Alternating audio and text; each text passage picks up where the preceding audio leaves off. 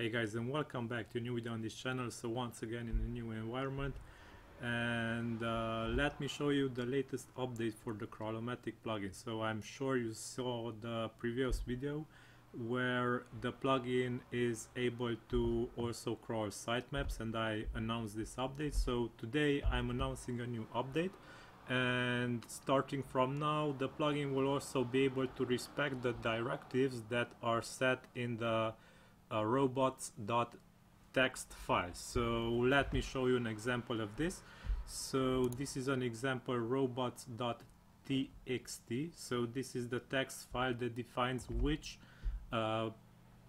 pages of the respective website can be crawled and accessed by the crawlers and robots, and which are denied. So websites can add here some URLs that they don't want to be indexed or to be crawled. So the Crawlomatic plugin can respect the robots.txt file starting from today. So let me show you this in action.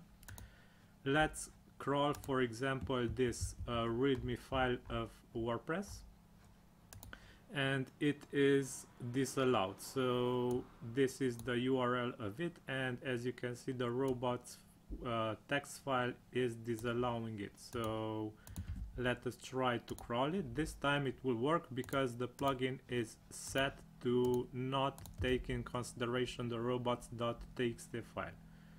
So crawling worked and it is imported.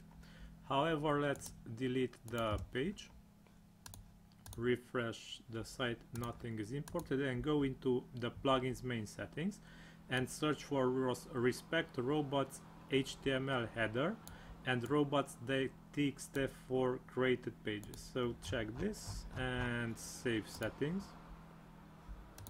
and let's try importing the same page once again, and this time importing fails.